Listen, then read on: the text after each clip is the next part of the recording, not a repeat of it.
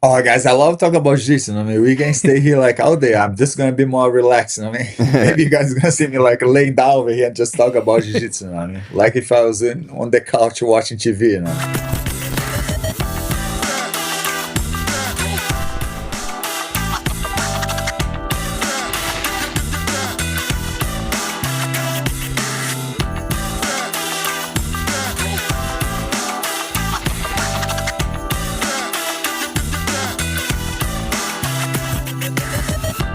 Welcome back to the FloGrappling show. Now listen, this is a very, very special episode, all right? I usually like to introduce us and everything, but we're jumping right to the guest because we got on the legend, one of the greatest of all time, Marcelo Garcia, calling in from Hawaii. Everybody give it up for Marcelo. Woo! Marcelo! Thank you, guys. Thank you. Marcelo, man, it's such a huge honor to have you calling into the FloGrappling show. You know, it means a lot to us. It's great to get to talk with you. I just want to kick it off with just, how are things in Hawaii? How's everything going for Marcelo Garcia? Oh, everything's going good. I wish I was there, guys. I see you guys have a little room over there to show moves and do stuff. Yeah, we need you to do some carpet jiu-jitsu with us. Yep. That's what it looks like, For sure. Anytime you're in Austin, let us know, or somewhere nearby. We'll get you into the studio and we can move this table out of the way and everything, and you can show us some of those Marcelo Garcia secrets. Teach us some good carpet jiu-jitsu. I need to go to Texas. It's been already too long. I'm not there, so I need to go there. But I'm finally like with my gym open over here. That was something that I was missing so much because I have my gym in New York, but since I've been living in Hawaii for 2 years and a half, so I was missing to have my routine. And I was like during this time, like I was fighting cancer and try to find a place to train. So I feel like now everything's kind of got together and getting ready to fight. Because doesn't get any better than that. I bet not. What's an average day for Marcelo Garcia look like these days? Look, now getting close to my fight. So my wife, she's doing breakfast for the kids. So I just take the kids to school, and then I come back and doing the chores at home, get everything ready so the kids have like a lunch, dinner, stuff like that. I cannot make dinner because now I'm teaching, so I'm back to teach at night. I only have classes at night for now because I'm the only teacher now. Feels like how it was when I started teaching in New York. I was the only instructor there for 6 months. So it was a little hard because I was trying to cover all the times. I cannot do this right now, guys, because now I have family. So now I'm only doing the evening. And so I'm getting stuff ready at home in the morning and then teach at night. Definitely. What's your training sessions look like these days in preparation for your match? I'm just training once a night. This is being enough. And for someone that came from like pretty much like a little bit over 2 years, not training hard, and a whole year not training at all. So I feel like I'm in a good pace, but feel so much better now from a couple months ago. But I know like my body is responding really well, that I feel like 3 months from now is going to be even better. That's like the expectation that I have, and it feels really good. And so how long has it been now, Marcelo? Obviously you have this big match coming up on 1 against Imanari, and we're super excited for that. Anytime we can watch Marcelo Garcia do jiu-jitsu, like it's an incredible day. So we're really excited for it. But how long has it been now since you've really had a big competition to prepare for, and how's that going? I don't know if people knows, but my last tournament was in 2011. Mm-hmm. But I didn't stop training the high level in 2011. I continued to train at a really high level with my students, getting like a higher belt, and the training just got harder after that. After I stopped competing, I felt like the training just got harder, and since like I'm not competing for 14 years, feels so much more exciting now because I feel like if I was gonna compete when I was when I was 16 years old, like I feel like a new tournament because it's gonna be a new like event. I never competed at one before, but I know like it's a big show, so I'm excited for that too. But at the same time, I already have all this experience. Like 14 years without compete, like feels like forever, feels like another life.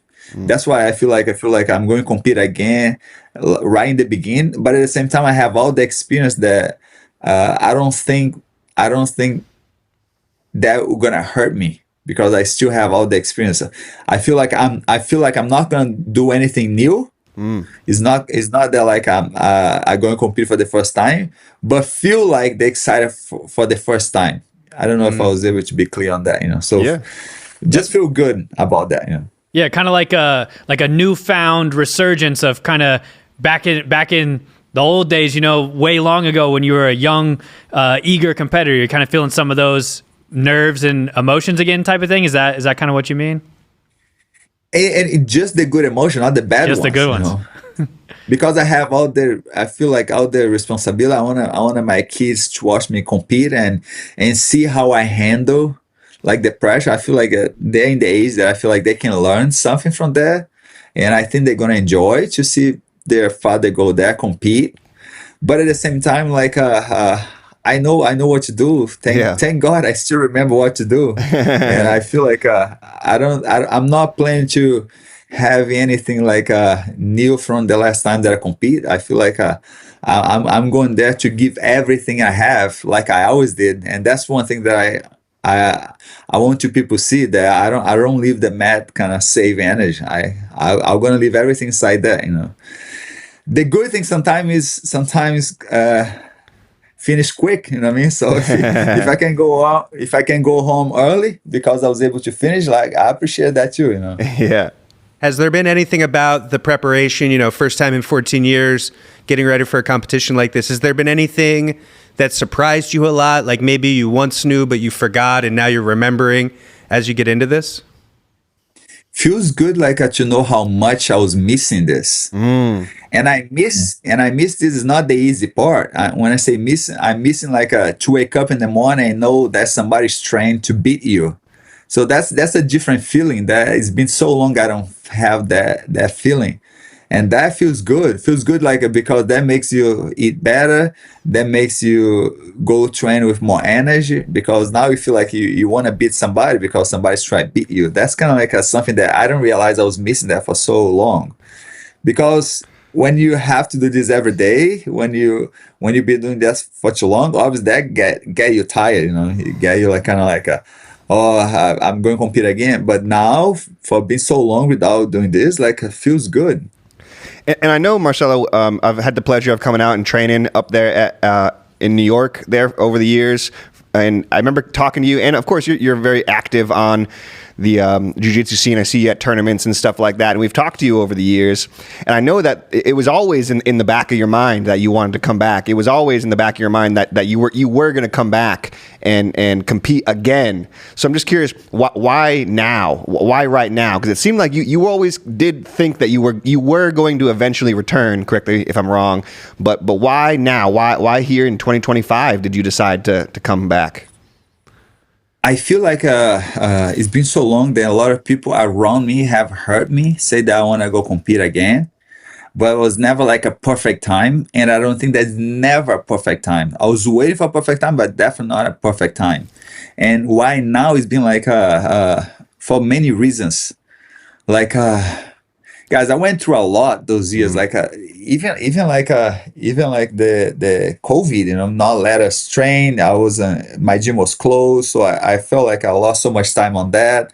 And then fighting cancer, not be able to train because that, and moved to Hawaii because I wanna my kids be able to grow up like outside. You know what I mean? Not being like in our apartment in New York.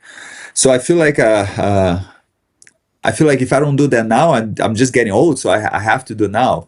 And talking about my kids, like they're getting old, like they don't need me like 24 hours anymore. Like sometimes the weekends they just want to stay with their friends in a play dates. So I feel like I have a lot more time for myself. And because go compete was such a big part of my life, I want them to see that. I feel like I think I can inspire them, to do things that make them happy in life because that was something that always make me happy. I felt like I conquered so much going to compete. So I wanted them to see that, especially because I feel I can give a good example for them win or lose, I feel like they can always learn something from watch their father compete, because I know how to behave when I win. I know how to behave when I'm lose. I know how to behave when things going good or when things go bad. And because this last 2 years been so rough, I feel like I just want to do this now. If I don't do this now, like I know we're just getting old, so I don't want to waste my time. I don't want to miss the chance that I have right now to go compete in such a big event. In an event that I never was able to compete before, and still be appreciated, get paid for that, like feels really good. And people still talk and say that they want to see me compete, like that, all this together pile up and make me feel like, oh, if I don't do that now, like I'm missing a big chance. And So it definitely seems like it's very important for you for your kids to get to watch you compete, right? You kind of mentioned that and stuff. Why is that so important for you to have your kids get to see you go out there and compete? Look, I have learned everything from jiu-jitsu. I have based my life like on everything I have learned in the gym. I have transferred from my difficulties on the mat, my difficulties in the competition. I have transferred from my real life. So I feel I want them to see that. I want to show them for them live. I want to show them like that it's something that is not common to you, to live by the sport, to live by something that was always your dream. So I feel like they're gonna enjoy to see their dad going there and do what he loves to do the most, what makes me the most happy in my life. I want them to see like something that was a big part of my life before their life, and I don't have the same pressure that I had before when I was young. When I say when I was young, like when I was young, I didn't know how much I need to train. I never knew who against I was going to compete. And then today things are so much more professional. Today I have so much more like experience. I never gonna overwhelm me. I'm able to train just enough that I need so I can get better in jiu-jitsu and don't hurt myself, and still have time to spend with my family. So I feel like that's what I want to do now. And how many matches? Like I hope I can do a lot more than that. I hope like my kids have a good experience going there, compete, watch me compete live in Thailand. I think it's gonna be awesome. I can't wait. I definitely think it's going to be awesome. We're so excited. Yeah, we're so excited to watch you again, 100%. Marcelo. So excited. 100%. Just as fans, it's going to be incredible watching. So I couldn't imagine, being there with your kids and everything. I'm sure that's going to be a very special thing. Do you ever get them to gather around and show them old footage of you from back in the day competing or anything? Guys, I need some new footage. Everything is getting like so many pixels. I need some high definition footage. Yeah, that's why I'm doing that right now. But they just start training, guys. So they just start training. Since I moved here, I don't have my gym. I want them to train with me. And when I say train with me, I wanted them to train at my gym. And we used to not have kids programming in New York. Now we have a big kids program over there. So they did like 4 classes in New York before we moved, like 2 years and a half ago. So they didn't have much of a chance to really learn jiu-jitsu. And now they are learning jiu-jitsu. Now they've been doing this for like over 2 months. They have like almost like a 16 class. So I'm just excited over everything. Do they know how influential you are? That's what I was going to ask. The sport, and like, do they know kind of the caliber of jiu-jitsu player you are and everything like that? Do they know that you were the man, like that nobody could beat you type of thing? Like, do they really know that? Look, they get surprised when people ask you to take pictures. They enjoy, so it's good. When I say take pictures, like in a random place, so they enjoy it, and there's nothing that bother me because I'm not that famous, people doesn't recognize me all the time. So they appreciate that. So I feel like those things can inspire them to do what they love to do in life, because that's what I want to show to them, guys. I want to show to them like you can be appreciated, you can value yourself like in the highest level, even when you do what you love the most.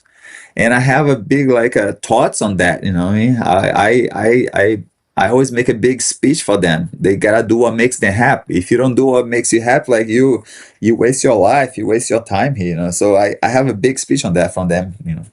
That's awesome, Marcelo. What's just the jiu-jitsu scene in general like in Hawaii? Like obviously New York had a pretty bustling scene for a long time. You know, that was a hub for some of the best gyms for a long while. I do think COVID kind of shifted that a lot. You know, obviously you left, your gym's still there. Mateus Diniz, I think, does a lot of the teaching there and everything, does a great job.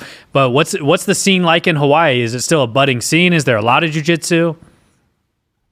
Look, my gym is still great in New York. Mateus is the main guy over there. He's like family for me. Um, but I feel like Hawaii needs more jiu-jitsu over here, needs more big names over here, and I feel like we can always help to make the sport keep growing over here. And Hawaiians, they have such a fight culture. You know, what I mean, I felt like we need to keep growing the sports over here. I don't do MMA. I know there's a lot of MMA over here, but I feel like just in jiu-jitsu general, you know, I want to help to keep develop and make more champions over here. New York always gonna be like the headquarter for me. Like that's why I have the biggest gym over there. That's why we have like a more class. But I feel like I want to do a lot over here. I feel I have all the energy. I wanna do this here. Have you had any? I saw you recently were training with Adam Wardzinski. Very, very cool. Adam's obviously the man. Have you had many fighters hitting you up about coming and training, potentially even long term, at your gym in Hawaii?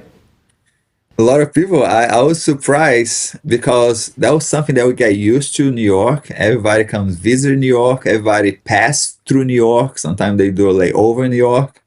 So it's always having like a visitors in the gym is a common thing for us. So I wasn't sure how it would be here. I know a lot of people wants to come to Hawaii, but I know they want to just have like a vacation. They want to be in the sun. They want to be in the beach. They want to get tan. Sometimes they get like a sunburn. But a lot of people still come visit the gym. Every day we have visitors in the gym. And that was a big part of like our learn in New York. We always train. We always like dealing with a new jiu-jitsu, new people, new visitors. In New York, you don't know who is the students or who is a visitor. So we treat everyone the same. So we don't think you're gonna go there and you're gonna feel like, oh, they all know I'm a visitor, they know I'm from outside, they're gonna treat me good or bad. So no, you're always gonna be treated like any another students. And I realized just 2 months be open here in Hawaii, this is gonna happen over here too. We have visitors every day, you know? And to have like a high level like Adam, like a big names come visit, like I appreciate it, and a lot of people has messaged me, so it will be interest. I can't wait to the future. Did you and Adam really get down with some butterfly guard stuff? You guys going really deep into we trained. We did 3 rounds of 10 minutes, so I was surprised I was able to hold on with the gear like for three rounds of 10 minutes. We have good time, you know. That's awesome. Do you take part in any of the stuff you mentioned? You know, people visit Hawaii and they want to go to the beach and maybe surf, get a sunburn. Yeah, you out there surfing, getting a sunburn at all? Guys, I'm try. I don't. People ask if I'm surf. I cannot say I'm surf. I gotta say I'm try. But to be in a situation now that I just opened my gym, guys, every energy I have spent doing jiu-jitsu. Now I'm not been surfing. I'm not doing much hikes because I feel like all the energy I want to do jiu-jitsu. I feel like I've been missing this for so long. Now that I have a chance, I don't want to do anything else right now, guys.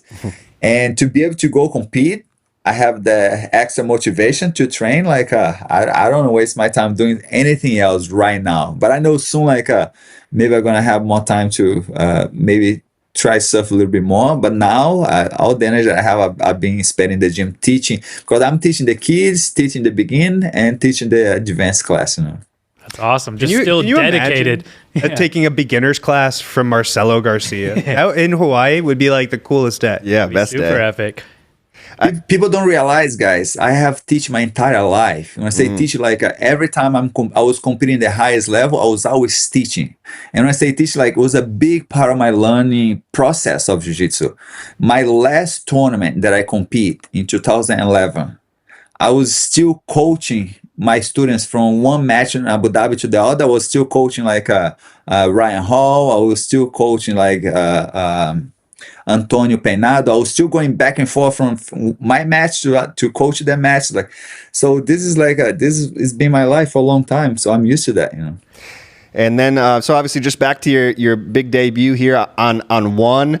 You're fighting, another kind of legend in his own right in the game, of course, Imanari. Kind of a tricky jiu-jitsu he has, a little bit of an unconventional jiu-jitsu Imanari has. So I'm just curious on your thoughts on Imanari as like your kind of first opponent back, and why you think this is maybe a good matchup for you. Guys, I never really choose opponent, and I don't think now is going to be the time. But that's the opponent that they offer me, and I feel like I'm getting my feet wet. You know, I'm getting back over there. So I feel like that was perfect. That helps because I didn't have my gym ready. So my gym is ready now. I've been training like hard for like a good a little bit over 2 months, focusing in the gym. So I feel like that was perfect. But my train was never based in one opponent, guys. We don't have much footage back in the days, so and I was never like the type of guy that I have to study my opponent, because I felt like I prefer to study my own game. I prefer to have the control of my own game. That's the only control that I have, is my own game. If I try to control my opponents, if I try to learn every opponent that I ever have game, probably have wasted my life, because I wouldn't be able to develop a game against all my opponents that I ever compete weight in absolute. It would be too much.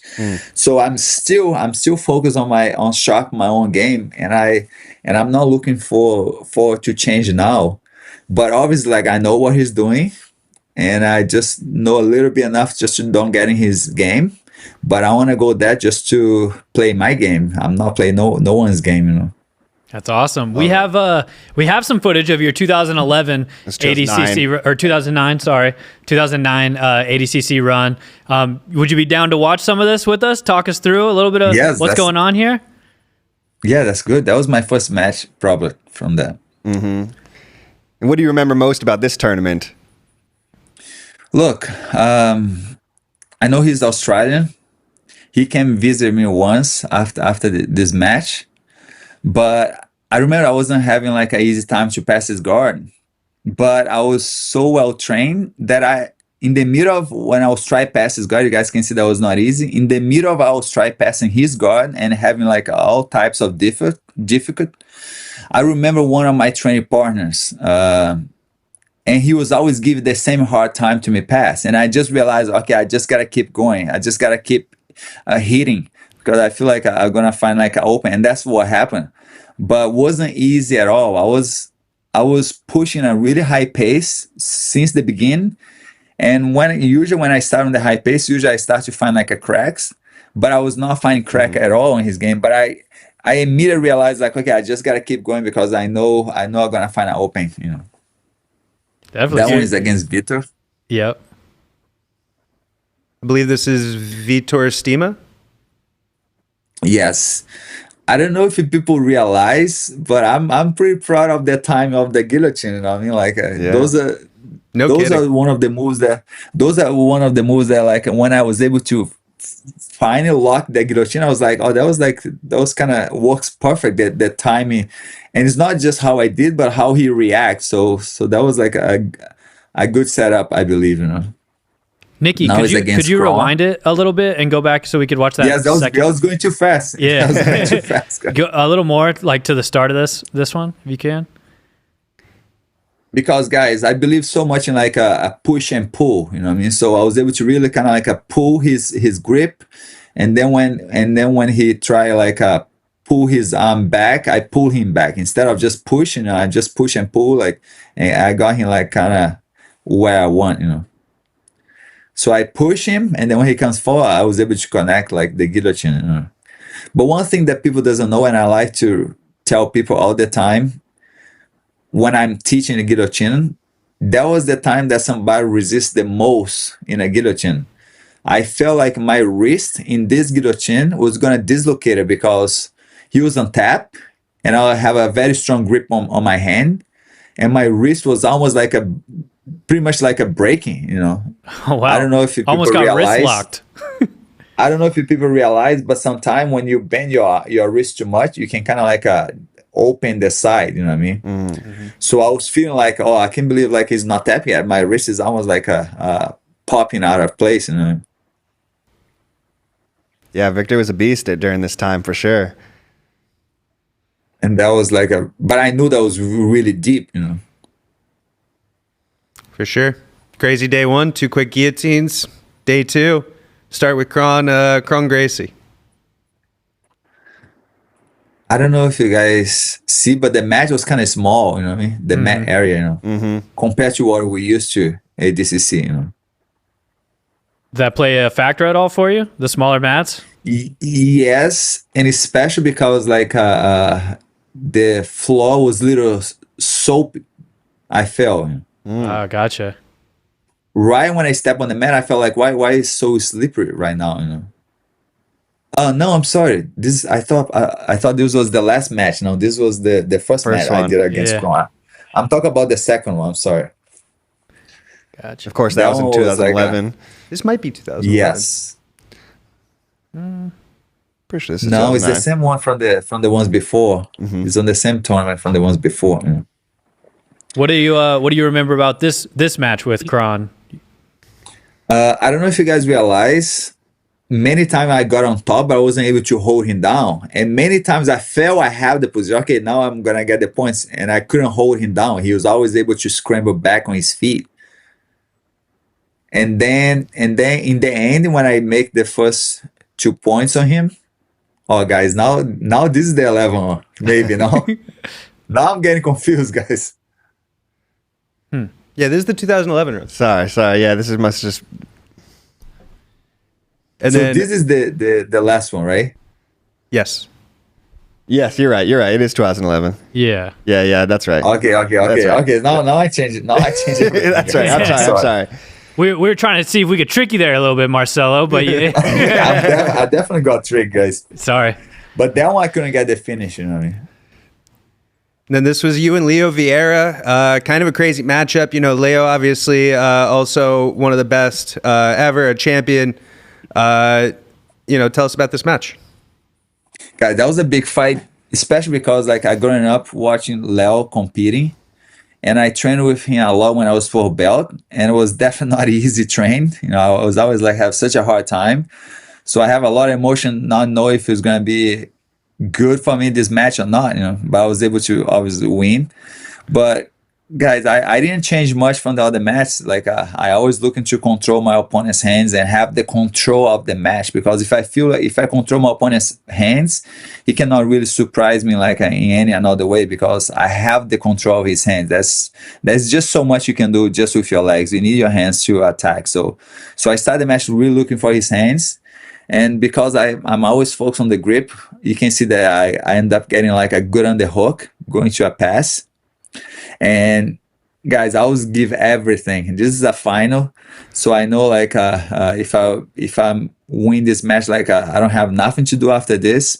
So you guys don't believe how much I hold the underhook and head control to go the submission. You know?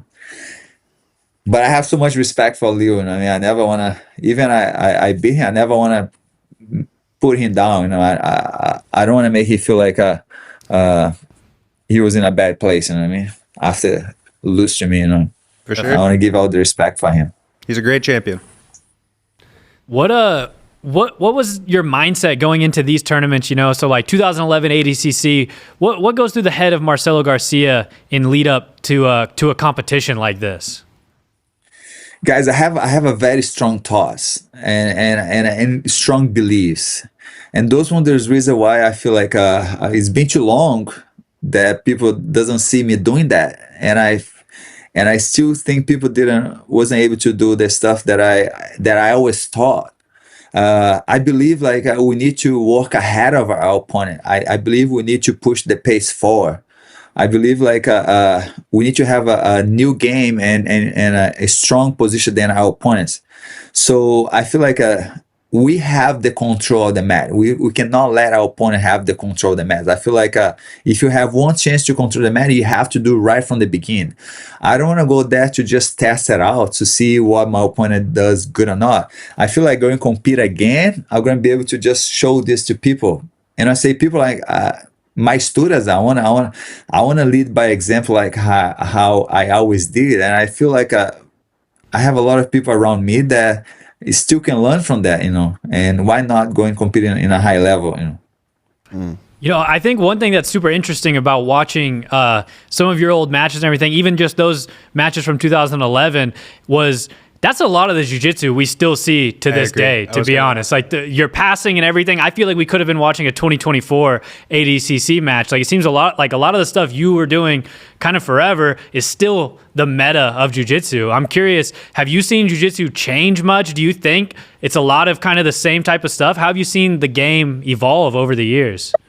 Guys, this is a big compliment. I really appreciate it, and when I hear that, I really appreciate that. That's huge. But thank God, guys, when I'm still trained with young people today, and I feel they're doing something new, I feel they're doing something that like, I'm not used to feel that position before. But at the same time, usually like I'm still have an answer for those moves, so it feels good about that. So I feel like what I'm trying to say, like I don't feel like the jiu-jitsu has evolved so much different from what I was used to, especially no gi, where I felt like I always have a really high pace. You know what I mean? And I appreciated that, guys. I'm glad like my moves that I did is still working.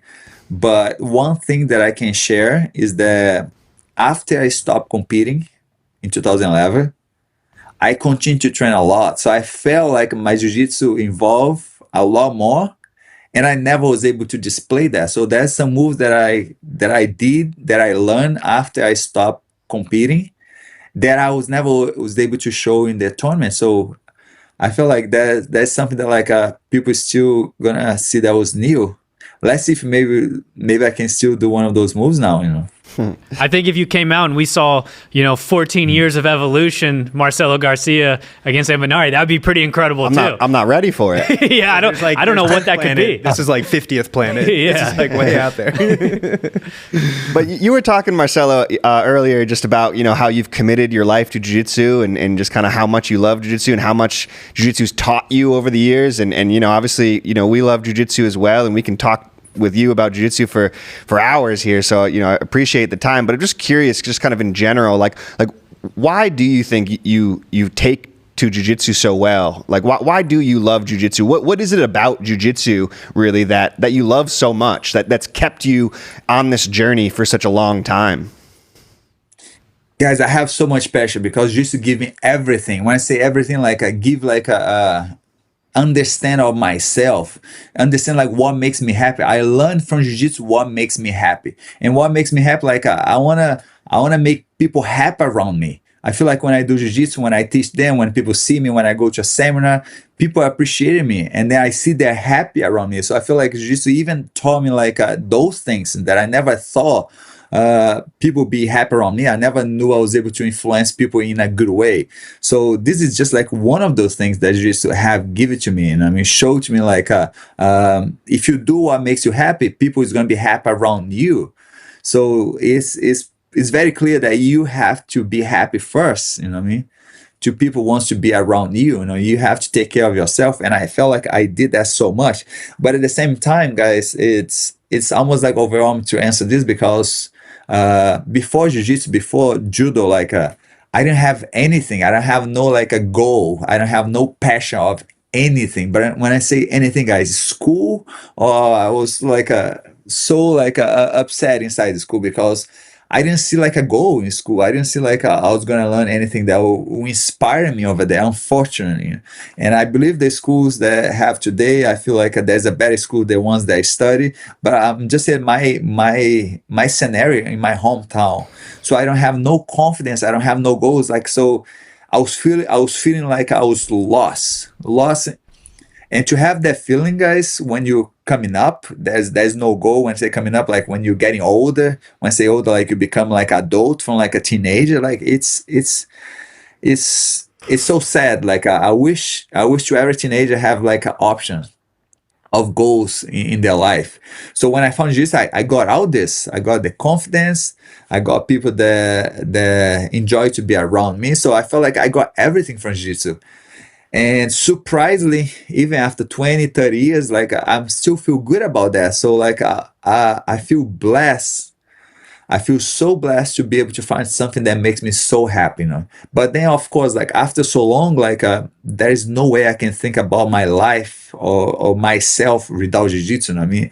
And guys, I don't want to be teased about that, but like that's reality. You know what I mean? Like I wouldn't be existing. You know what I mean? I wouldn't be able to formulate an answer if I don't have done jiu-jitsu today. I don't know what I have done. You know what I mean? It would be. I know it will be a much sad life for me, you know, if I haven't found jiu-jitsu. So I'm very appreciated, guys. I'm appreciated about everything, but for something that had given so much, I can't doubt that, you know. Do you still follow the sport of jiu-jitsu, you know, like competition wise and stuff like that these days? Are you still watching jiu-jitsu and kind of keeping your finger on the pulse of modern competition? I watch like a lot of division FloGrappling. But unfortunately, guys, not many people inspire me. You know, unfortunately, like, I see a really high level comparison. Sometimes they just don't push forward. You know, so they don't go like everything or nothing. And that's what makes me the most inspired about jiu-jitsu. You know what I mean? So I want to see more of that. You know. But obviously, like there's a lot of people in my division, like some big names, like a Tina, Mika, Kate, like they really like push the pace. So I like to watch them compete. You know, Is that kind of like the main thing you're looking for in competitors and everything? You just want people who are always pushing it, always, I guess, attacking the submission. guys. Maybe I'm not able to really like show that, but I have no confidence before jiu-jitsu. I still have all the fears that I have as a kid. I still have all different fears now when you become a father. But when I do jiu-jitsu, I have so much confidence, and I feel like I learned that confidence just from jiu-jitsu. So I feel like when I see people doing jiu-jitsu, they have to feel confident. Jiu-jitsu should give to them what I was able to learn from jiu-jitsu. So if you don't feel confident to do it, somebody will do it to you. So I feel like when I see a high level competitor, somebody that probably has spent the same time that I did training, and then go there compete, and then they don't push the pace to win, they don't decide with their own hands what they're gonna do to win the match. It's so frustrating for me. It doesn't make sense. And sometimes, like when I see that, I was like, I don't want to watch this match, you know. But then when I hear people talk about like, oh, you hear the submission, you see what happened in the final, and then I know it's gonna be good. Of course, I'm gonna go look for. But that's kind of like a little bit of my frustration when I see all the competitors don't go there and give everything, because, guys, we choose to do jiu-jitsu most of the time. We could be doing another thing, probably not as fun as jiu-jitsu, but we all could be doing something else.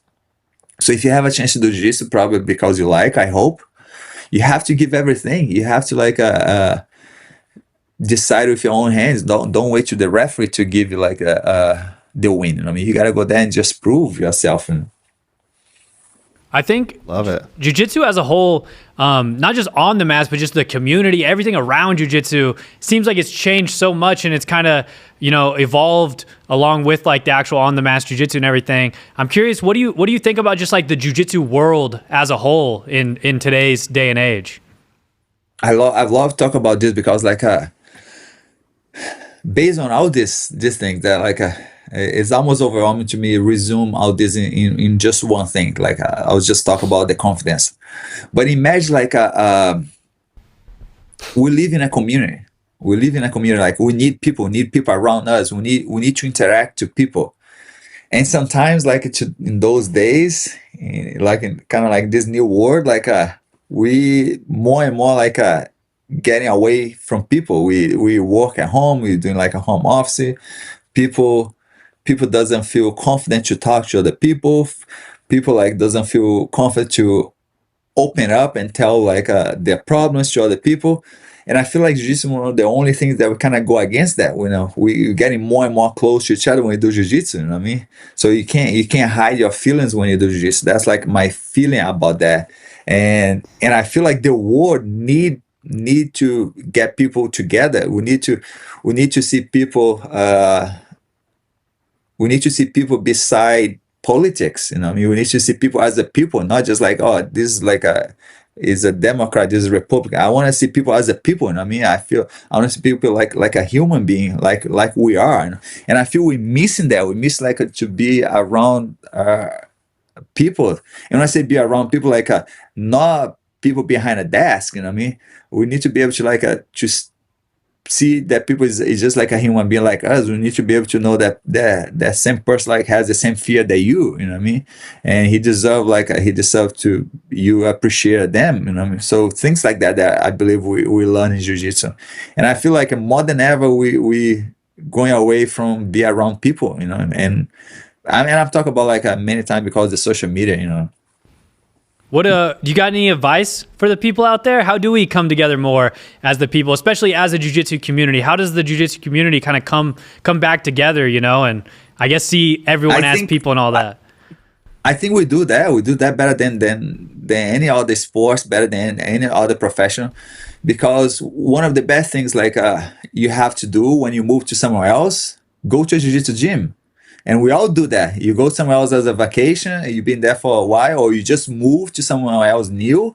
You don't know nobody, go to a jiu-jitsu gym. You're going to find everybody there. You're going to find people that kind of like knows and like the stuff that you like, you know. So it's very easy to live in a community when you go to a gym. I feel like if you just keep going to the gym, especially when you have, sometimes people have a bad day, they don't go to the gym. You have a bad day, go to the gym, you know what I mean? Go there, talk to your friends, like have a new fresh day, you know. Definitely. I think, you know, problems, things that are weighing on your mind, they seem to kind of get pushed aside whenever you're worried about someone who's about to pass your guard or any of that stuff. You know, it puts things in a different perspective. So it's always a great thing. Definitely like having a bad day, going to the gym, and, you know, it just reshifts that perspective, I feel like. Look, we trust each other. You trust somebody that you never see that you're gonna choke and he's gonna let you go. You know what I mean? Like when in the world you do that? When you just met somebody that just walk in the gym, you don't know who he is, he's gonna choke and he's gonna let you go. So you have a different perspective of life. You know what I mean? You start to understand that people like has like a common sense, that has like a same opinion than you, and then we can appreciate each other more. You know. Definitely. Do you have advice out there on the competition sports side? You got any advice for young competitors out there who are either, you know, climbing their way to the top now or looking to butt out on the scene? What advice would you give to competitors? I have so many thoughts on that. And that's one of those reasons why I feel like I go compete. If I go compete, probably people see it, and then maybe they can follow a little bit more of my beliefs. I feel like you gotta do gi and no gi. I feel like that. Because one compromises the other so much, one help the other so much. And just because jiu-jitsu is still like, we can get so much better than that. The opportunities can get so much better than that. Jiu-jitsu, people can make even better live than what we're doing right now. I feel like we deserve even more, you know. But we still need to take every opportunity that we have.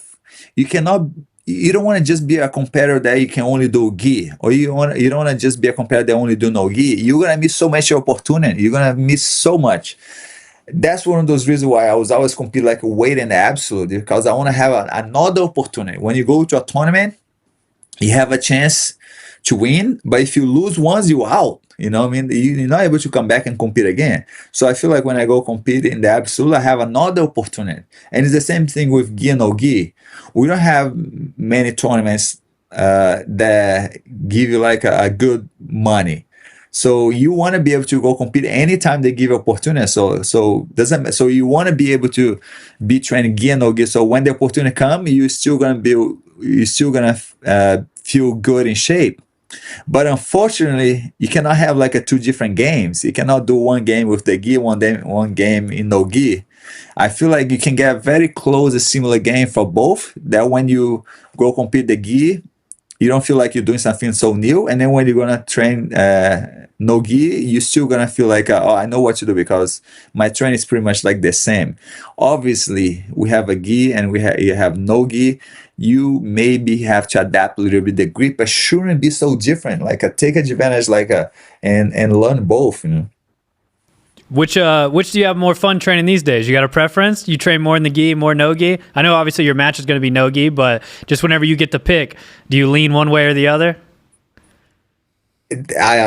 People always ask me that, and I'm honest. I'm honest now because I'm going to compete no gi. I can vision myself more going compete, right? So when I train no gi today, I can vision. So now in this moment, I appreciate more no gi because I'm about to go compete like a big match no gi.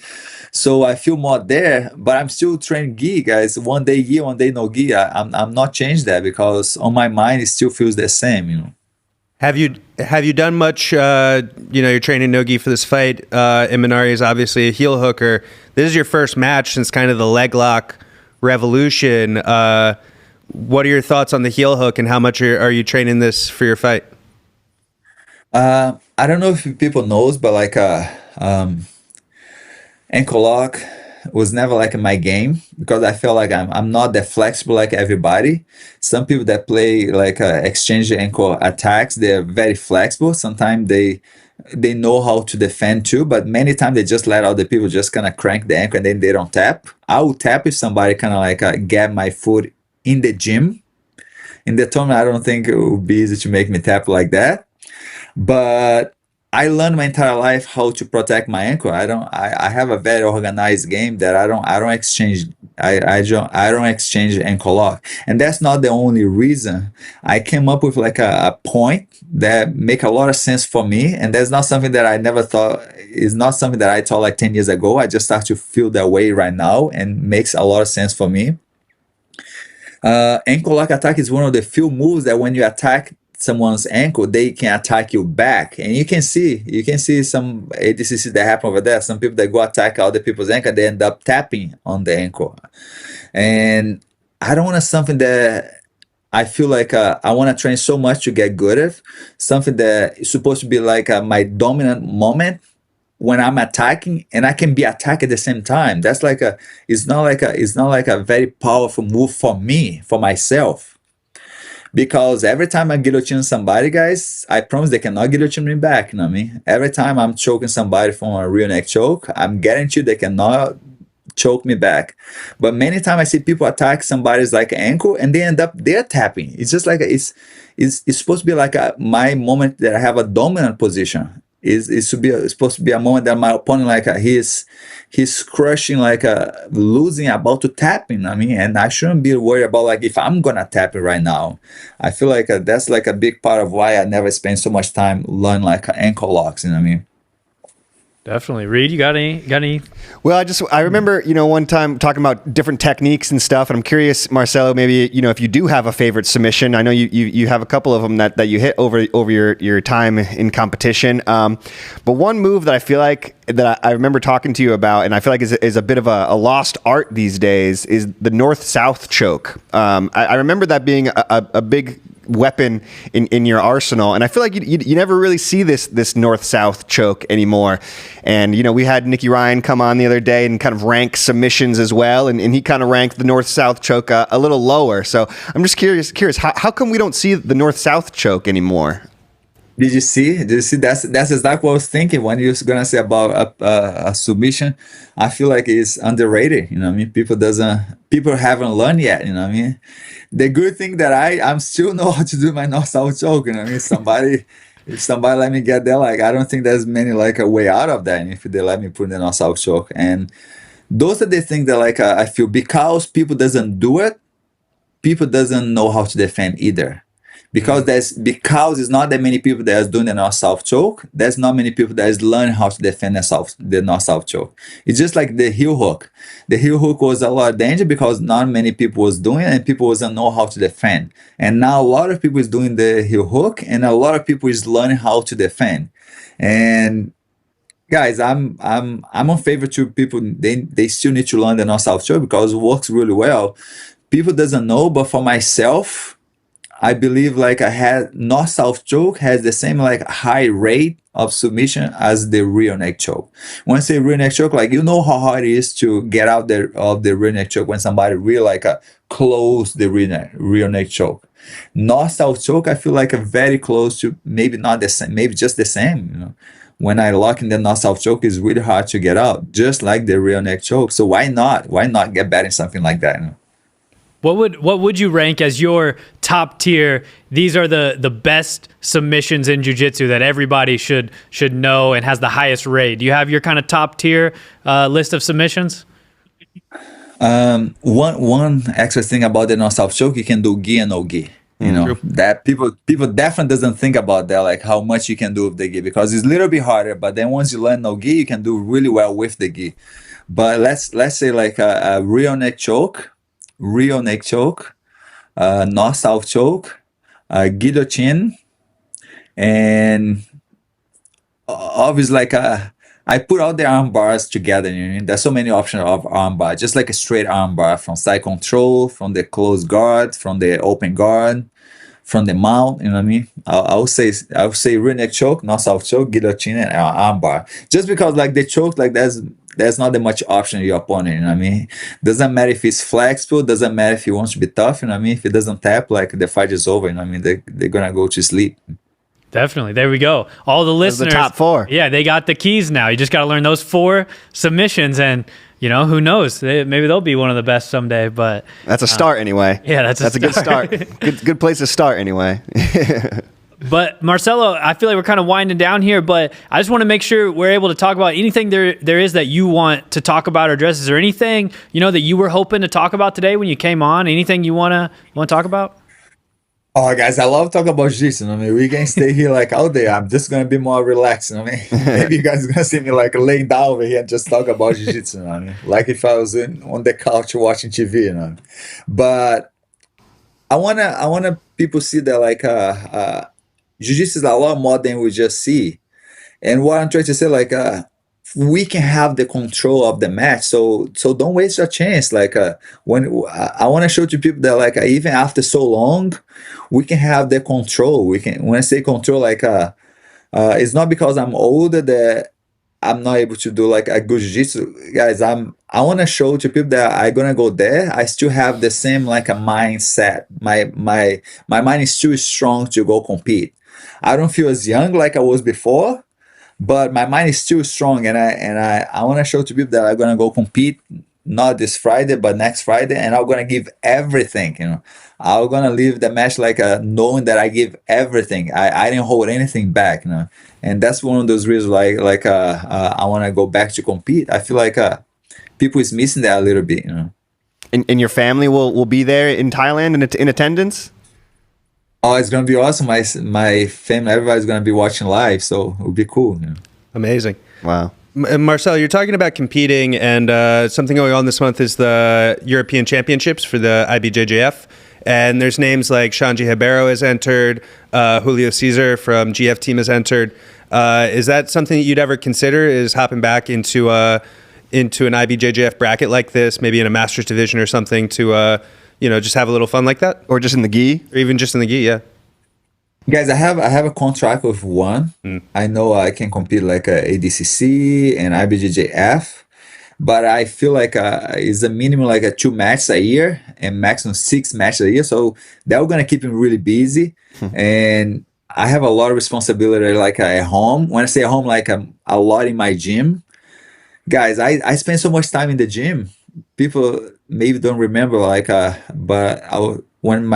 when I was teaching like every day in New York, like I was never like take the weekends to do a seminar or travel and stuff like that. I was in the gym all the time teaching my students, and I feel like I'm doing the same here in Hawaii too.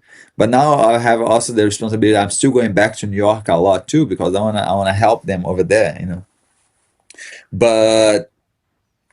But that's I almost forgot the question. Can you guys repeat that for me? Just if you'd ever come back to something like an IBJJF event, or if we're gonna see you back in the gi maybe sometime. And I feel I'm gonna be busy doing those things. But guys, more I compete, like I feel like I'm just getting back. So I feel like I want to be able to do everything I can. If I realize there's a time in between all this, I'll definitely gonna like to go compete, guys.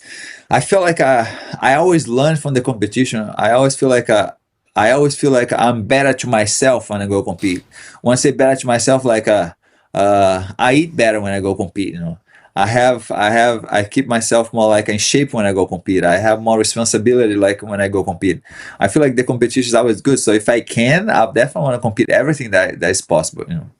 That'd be awesome. I think, selfishly as a fan of jiu-jitsu, I would love to see more Marcelo competing. And I think, just the jiu-jitsu world as a whole is a better place when Marcelo Garcia is competing and training and all of that. So, we'll definitely be tuned in to your match against Imanari on 1. Can't wait to watch that. And definitely want to see more of you if we can. Yeah, absolutely. Can't thank you enough for coming on the show, Marcelo, and talking with us about jiu-jitsu. You're a true North Star, I think, for the jiu-jitsu community, and I think we would all be better if we all kind of stopped and said to ourselves, what would Marcelo do? And then did that thing, because I really think that the way that you've shaped jiu-jitsu and everything is for the best. And so just can't thank you enough for coming on and talking with us and everything.